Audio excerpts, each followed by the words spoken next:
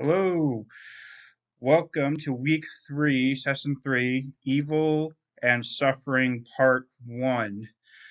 Um, I didn't get a chance to record this right away, so I'm doing the day before youth group, of course, because this Wednesday we'll be focused on Evil and Suffering, part two. Now, this week we couldn't do the whole slideshow lesson because we actually at youth group we got very much into the topic, which was actually really good. It's a very tough topic. It's a very popular topic. And so we're trying here to help you out and understand. Now, part one, the one we're about to do, focuses more on evil and suffering and why is it? Why does it happen? Part two is going to focus on is there a good that can come out of suffering and evil? So hope we're not going to get into that part until our next lesson about the good stuff. So I'm going to read the section from Lee Strobel that's on the screen. He writes, in the case for faith, hardships, suffering, heartbreak, man's inhumanity to man. Those were my daily diet as a journalist. This wasn't looking at magazine photos from faraway places. This was the grit and pain of life up close and personal.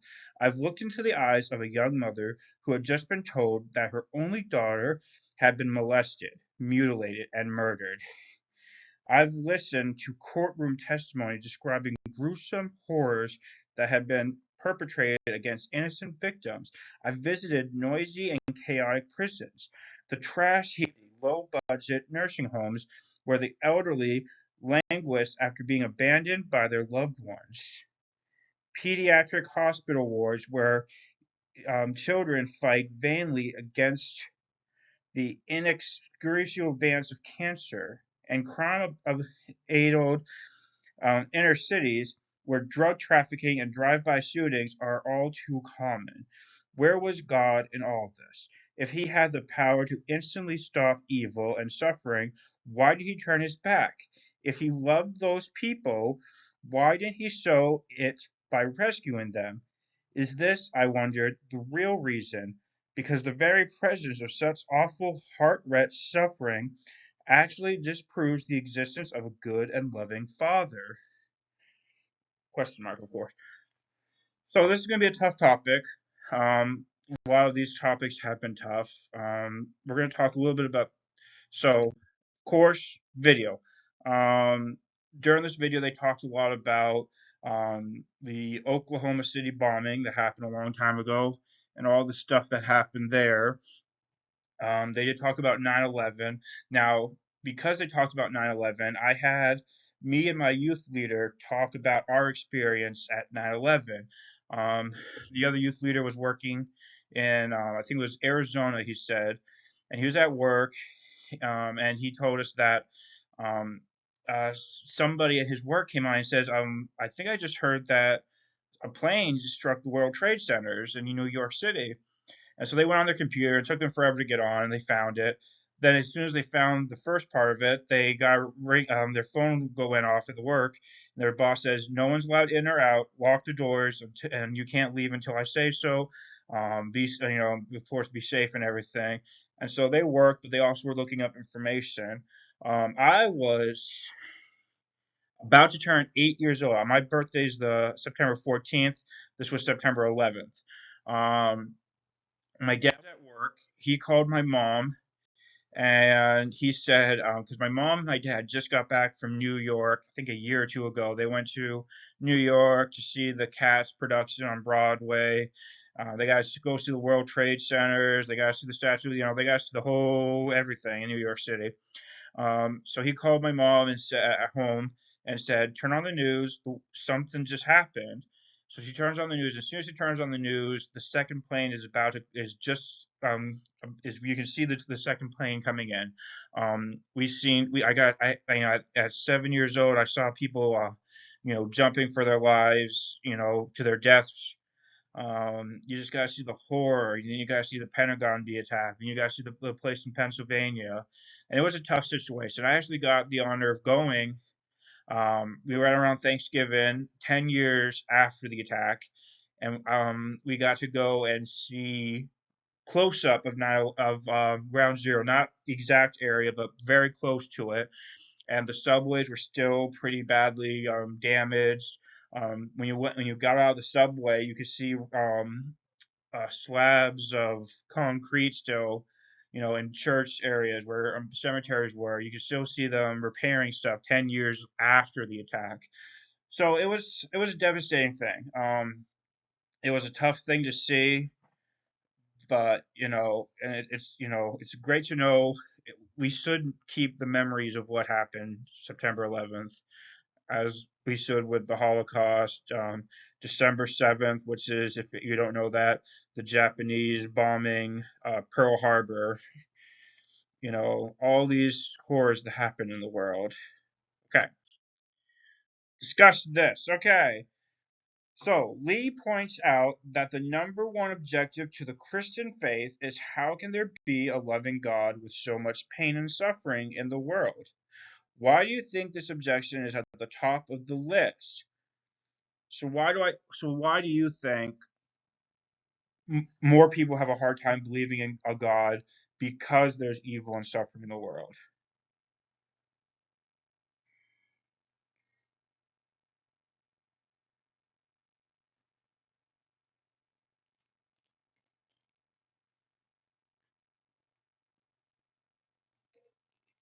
Well, because again, like I said, I lived through September 11th. I lived through some other horrific things. And always the question is, where is God? Where is God? And I highly recommend, there's a poem on YouTube about September 11th, and it's a poem in the eyes of God himself, telling people where he was during this attack. And it's very moving, it's very powerful, and I recommend everyone to go watch that. Okay, next question. What about this issue raises objections about God for you? Now,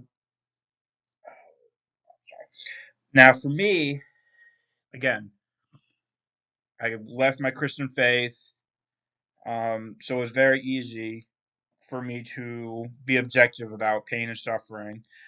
Nowadays, I think more of, well, God is with me.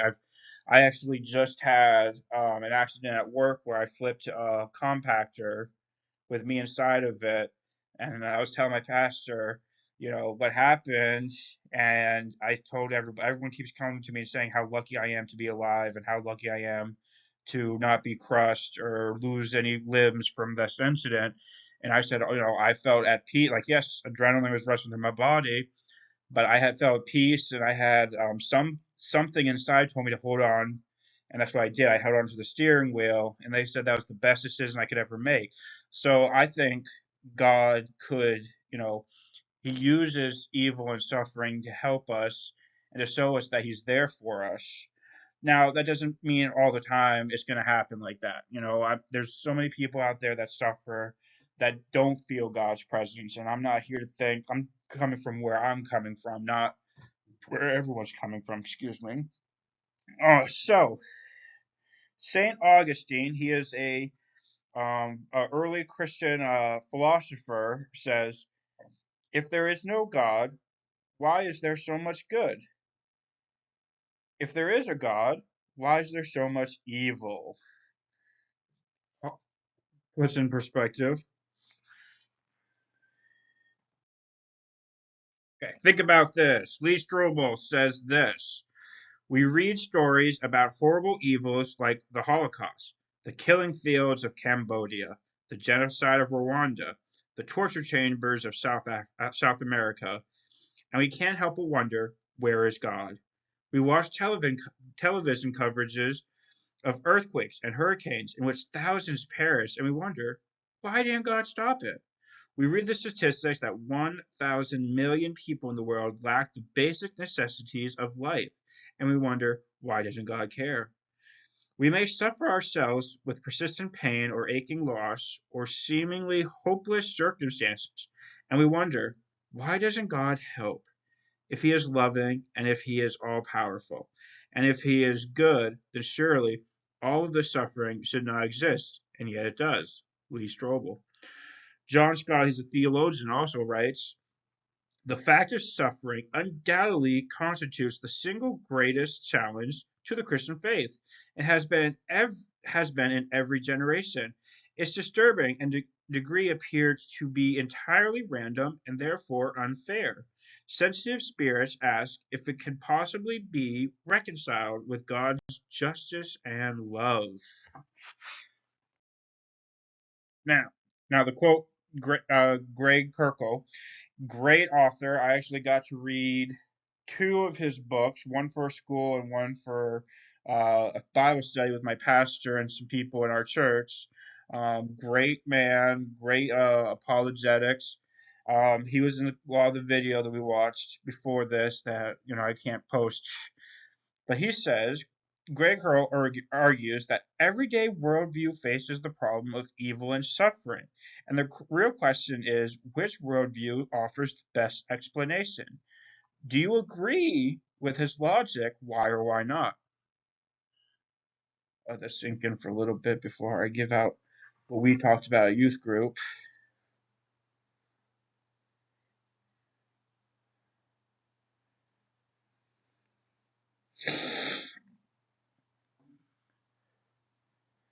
So as he said, every worldview, so Muslims, Jews, Hindus, atheists, agnostics, Confucianism, Buddhists, they all have some type of evil and suffering in their worldview. But there's got to be a place that has the better explanation. I don't fully understand what the other religions in the world says about evil and suffering fully. So I'm not going to go out and try to make seem that I know all of it. I don't. What I could say is what I found is Christianity does have a really good answer to evil and suffering. If you look really from the first book of the Bible, Adam and Eve disobeyed God, which brought suffering and evil in the world. Um, but also they have a way of helping with the evil and suffering by Jesus and by God Himself. So I agree with his logic that we got to figure out which one has the best explanation. And you might not agree with Christian. I tell everybody go with an open mind. Look at all with an open mind and feel what you think is right. But actually look. Don't just look at like the little things here and there. Look in depth into what each of them are saying. Think about this. Okay, Eupucus, he's a philosopher. Hope I said his name right. Probably didn't. Writes either God wants to abolish evil and cannot, or he can, but he does not want to, or he cannot and does not want to. If he wants to but cannot, he is impotent. If he can and does not want to, he is wicked. But if God both can and wants to abolish evil, then how come evil's in the world? That was a lot to read out. Um, Now, of course, our friend Charles Templeton reads this. A loving God could not possibly be the author of the horrors we have been describing, horrors that continue every day, have continued since time began, and will continue as long as life exists. It is an inconceivable tale of suffering and death, and because the tale is fact, it is in truth the history of the world. It is obvious that there cannot be a God. Go back to Kirk. I hope I'm saying his name, Kirko. Okay, summarize the issue of good and evil this way. If God is really good, he would want to get rid of all evil in the world. And if he is really powerful, he'll be able to. But evil exists, therefore, he's either not good or he's not all powerful. How is it possible to resolve this apparent conflict that God cannot be both good and all powerful? That's a tough question. Like I said, we didn't get through every single slide at youth group because we got into pretty deep conversations from stuff like this.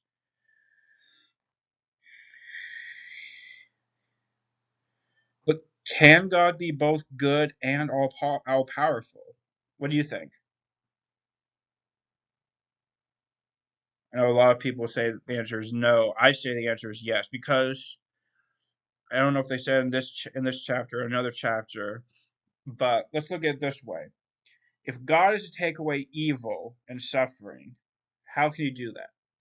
Well, he would have to take away all of mankind, kind of like what he did in the times of Noah, where he destroyed everything except for Noah's family. But he promised never to do that again. Um, so yeah, so to clear out evil and suffering, he would have to wipe up the human race.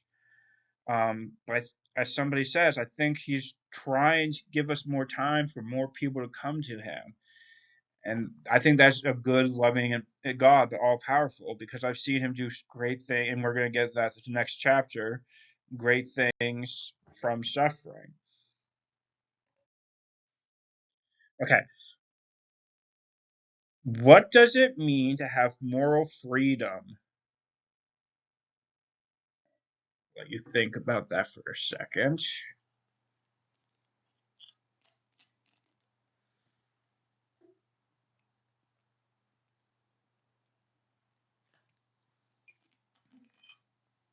Okay, moral freedom. There's other names for moral freedom. I go by freedom of choice. So let's say like we did Adam and Eve. They had the free will, the free choice to choose to disobey God and eat from the fruit that was forbidden, or they had the choice to choose the right thing and not to. We have freedom of choice. We have freedom to go and do good. We have a choice to go and do evil. But it's our choice. God's not holding us as a puppet and saying, "Well, you're going to do this all the time, and you're going to do this all the time." It's not, in His nature to be like, "Okay, I'm going to force you to do what I want you to do." Do you agree that people are really morally free creatures? Now, like I said on the other question, I think we are morally free creatures. We see this in the good that we do in this world, and we also see this in the evil that's happening in this world. Um, I was telling one of the kids, because a lot of people like to blame the devil. They say the devil causes evil and suffering, and no, I believe the devil tempts us to do evil. We have a kid in our youth group that loves to talk about speeding, and so I'm like, okay, well, let's say I'm the devil, and let's say, I know your weakness. I know you like to talk about speeding. Yes, you don't have your license yet, but you love to talk about how you want to go speeding all the time. And so me as the devil comes up to you, puts my arm kind of, metaphorically puts my arm around your neck and shoulders and everything, and say, hey, it's okay to, go, 5, 10, 15, 20, 30, 40 miles over the speed limit. No one's going to know about it. Now, the devil's not going to be sitting there and pushing the speed, the gas to get him to go that speed, but he's going to tempt him and be like, hey, it's okay to do it. Then he has the choice to listen and do it or not to do it. So the devil does not have really any control in this situation. He's trying to gain control by tempting you. Uh, okay, what are some possible reasons why God gave us moral freedom? This is easy. He does not want puppets. He does not want robots. He wants people to come to love him on their own choices. Um, and he doesn't want to be like, okay, you know, everybody in the world is going to love and obey me. You know, we don't like the idea of when we get forced to like somebody. I can tell kids in my youth group, yep, you need to like this kid, you need to like this kid, or whatever. Yes, it's the right thing to say, but they're not going to like the idea of me telling them, yep, you better list like them. They're going to want freedom of choice. And the other person is going to want freedom, of choice by saying, I don't want people to be forced to like me. Like, yes, it's great that people would like me, but I want them to come and like me as I am and not being forced. Okay, so I did have to stop and talk about Rick Warren for a little bit.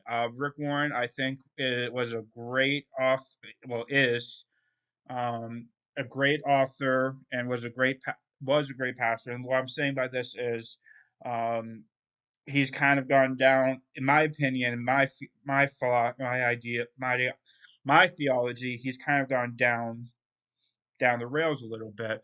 And the only reason why I say that is, again, I love him. Brother in Christ. I have, again, I don't hate him. I don't agree with some of the stuff he talks about nowadays. Um, and I'm not going to get into any detail, but I know there's a lot of people that aren't liking him right now. So I want to give you as this warning that people might try to go against you if you try to use him. But there are some great things that has come from him. He has some really great books in his early career, and stuff like that. And the reason why I'm a little upset with him is he was part of this really big denomination, and he decided to make something he thought was right. I'm not against what he did or anything like that. What I'm against is how he defended himself. And when he went to the denomination's meetings, he attacked people in his speeches, and he kind of idolized himself by saying, I've saved millions of people, I've trained thousands of pastors, I've created thousands of churches. Like, no, you're there to defend your decision biblically, not by your own merits. That's the only reason why I have against him. Um, I hope one of these days he can realize what happened and say he's sorry. But again, great, very brilliant man. I still use him sometimes in certain things, and this is one of those things because he was in the video. In the video segment, Rick Warren stated that our greatest blessing, the ability to make moral choices, is also our greatest curse. Does Warren's reasoning make sense to you? Why or why not? Give an example. So, I I agree with him. Like I said, great guy. I agree with some of the stuff he's talked about, and I agree because the blessing is I can learn to love God freely. He didn't force me to come to him. I chose to go to him.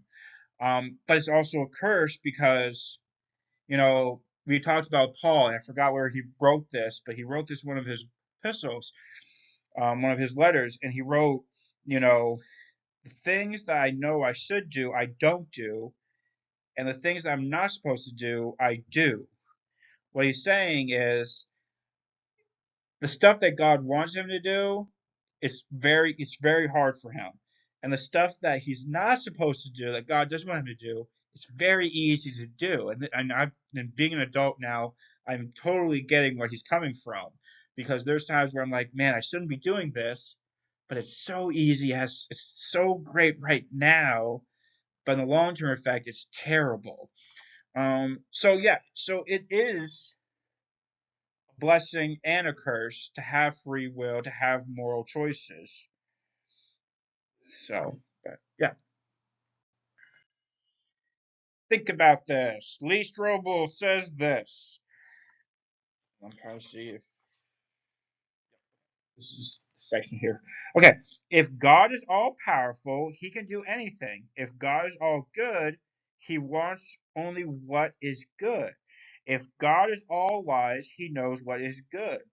So if all of those beliefs are true and Christians believe they are, then it would seem that the consistency is that no evil can exist, but evil does exist. Therefore, isn't it logical to assume that such a God doesn't exist? This is the one reason I like about Lee Strobel. is he asks questions atheists, agnostics, anyone that's not a Christian asks in a respectful way, of course, but he asks them so that the point is to get the answers that one, us Christians can use to answer, but also for a non-Christian to read his books and be like, hey, I've had these questions, and these are the answers coming from these great, brilliant minds of Christians. So, also, Peter Kreeft says this: what does it mean when we say that God is all powerful? That means he can do everything that is meaningful, everything that is possible, everything that makes any sense at all. God cannot make himself cease to exist. He cannot make good evil or evil good. Precisely because he is all powerful. He can't do some things. He can't make mistakes. Only weak and stupid beings make mistakes. One such mistake would be to try to create a self contradicting like 2 plus 2 equals 5 or a round number, a round square. Peter Kreeft. Okay, so do you. Oh, wait, there we go. Do you agree that the source of the world's evil is not God, but rather a result of human freedom and poor human choices? Why or why not give examples? The greatest example is Adam and Eve.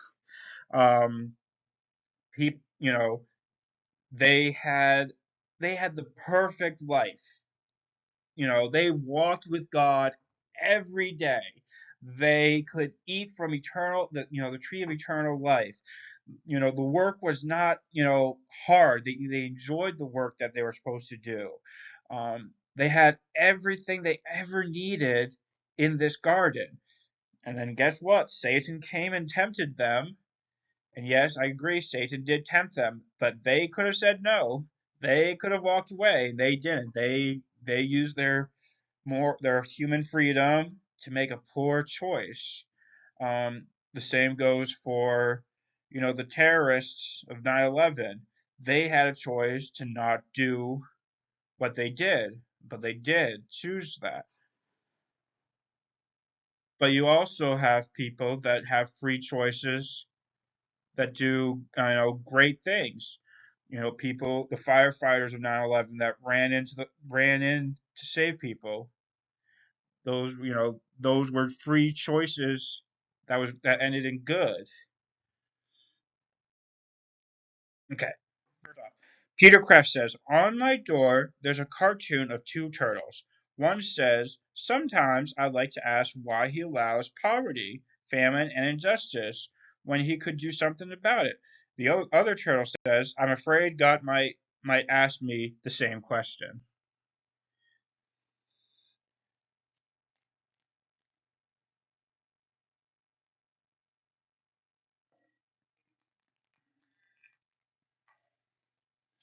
Okay, let's look up Genesis 131.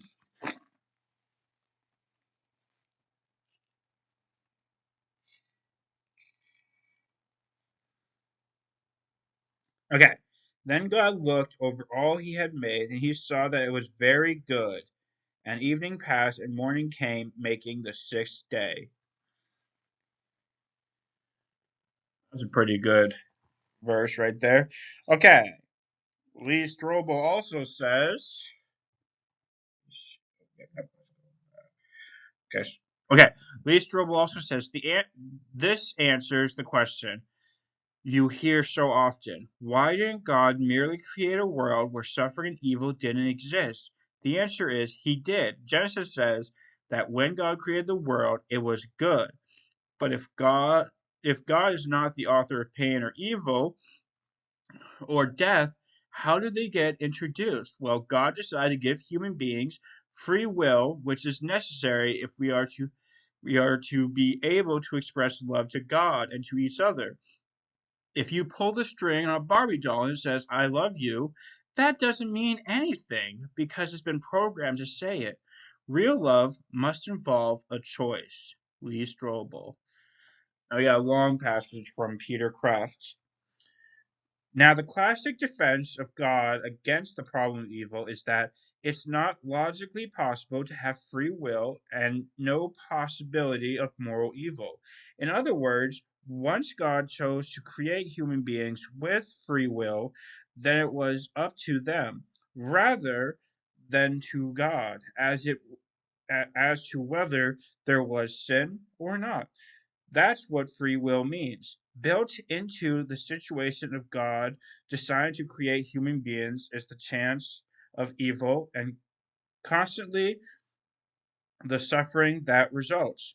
It is self contradicting, a meaningless nothing, to have a world where there's no real choice, while at the same time, no possibility of choosing evil. To ask why God didn't create such a world is like asking why God didn't create colorless color or round squares. Then is God the creator of evil? No, he created the possibility of evil. People actualize that potentially. The source of evil is not God's power, but mankind's freedom. Even an all powerful God could not have created a world in which people had genuine freedom, and yet there is no potential for sin because our freedom includes the possibility of sin within its own meaning. So, what are the negatives and positives of free choice from all that we just read?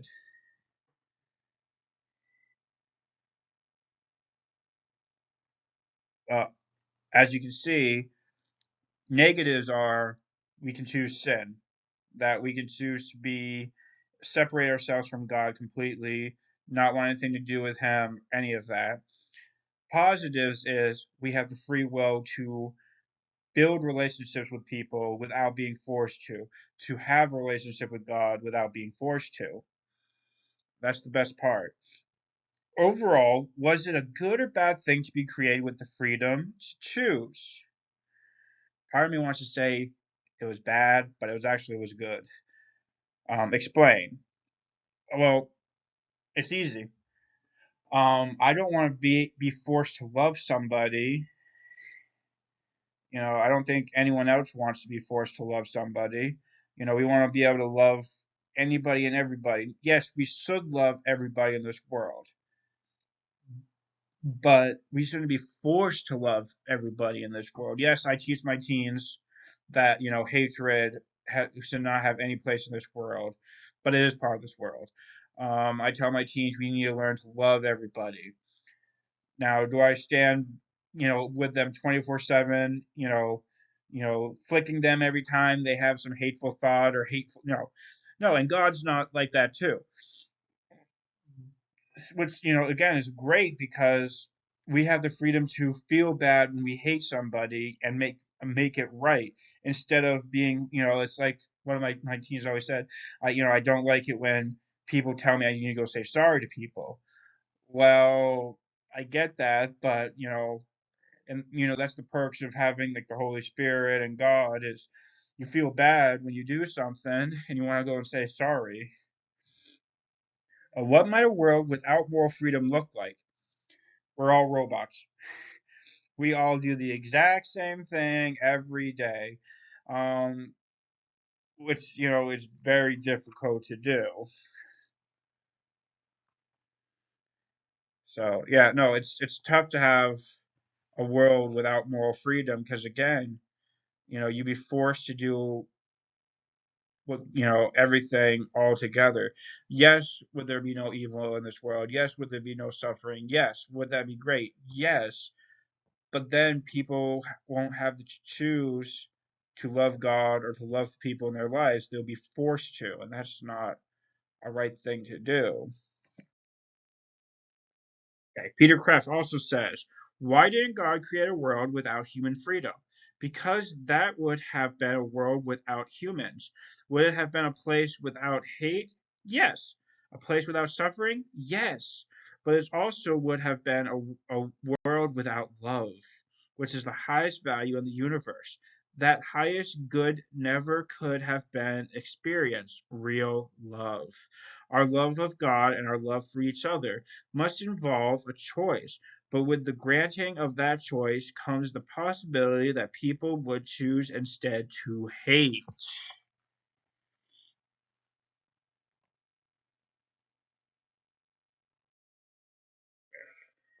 Okay, how is free will related to love?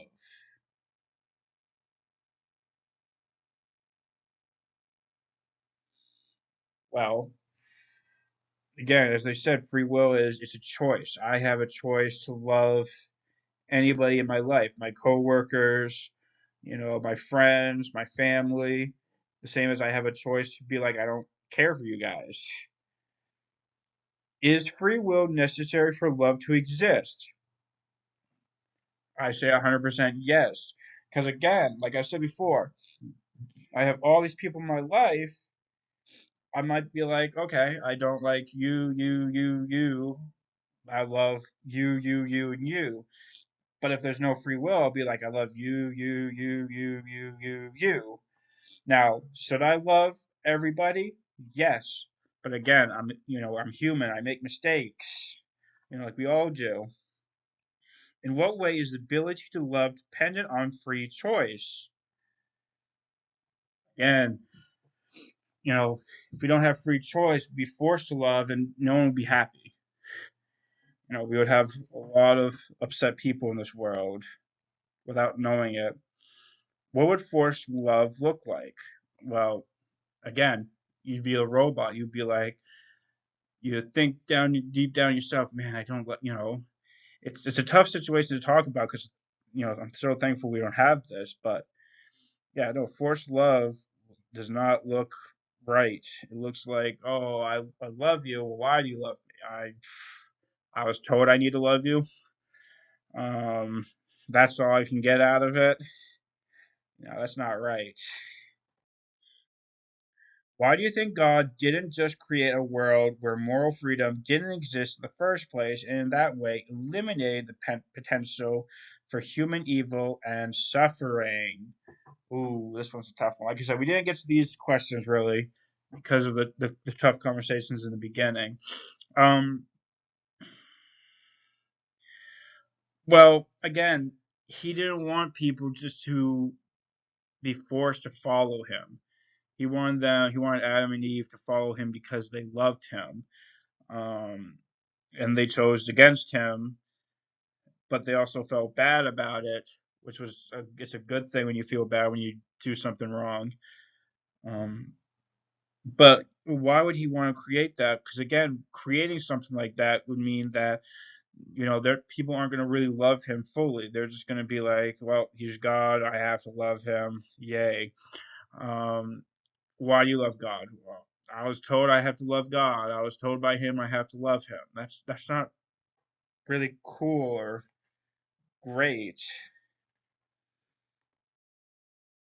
Okay. I think this is the last think about this. Again, Peter Kreeft says, pretending you're God and try to create a better world in your imagination. Try to create utopia. But you have to think through the consequences of everything you try to improve. Every time you use force to prevent evil, you take away freedom. To prevent all evil, you must remove all freedom and reduce people to puppets, which means they would then lack the ability to freely choose love. That was a tough. So pretty much what we've been talking about. You take away people's freedom, love is really out the picture. It's sad to say, but it's true. Okay, so anyone that's in my youth group, please do your workbook for this week. So that'll be number 3. So answers to number 3, between the sections. Verse of the week. It's a long one this week. So it's John 16:33 in the NLT. It says, I have told you all this so that you may have peace in me. Here on earth, you will have many trials and sorrows, but take heart because I have overcome the world. Very powerful verse. Next week, we will be learning about evil and suffering part 2. Now, if you're coming to youth group, I want you to remember, we're going to have a 30-minute video this week. So tomorrow is going to be 30 minutes long. So the plan is to do this. We're going to watch the video and then hopefully have a good discussion about just the video. If there's not a good enough discussion, we'll start the slideshow. We will finish the slideshow on Sunday. Or if we have a good discussion after the video, we will have the slideshow. We'll start the slideshow and do all the slides on Sunday. It's a very important topic. Um, and we're going to learn a little bit more about, of course, the evil and suffering, but also we're going to learn about the good that can come from this. You know, it's a very tough topic to talk about, of course. So that is part one, evil and suffering, from the case for faith. I hope you have a great week. I hope to see some of you guys tomorrow. Tonight's Tuesday. At Wednesday, on Wednesday. If not, I will post the next video either Sunday night or sometime next week early, after we're done doing the slideshow. I hope you have a great week, great rest of your night, and I'll see you guys soon. Bye bye.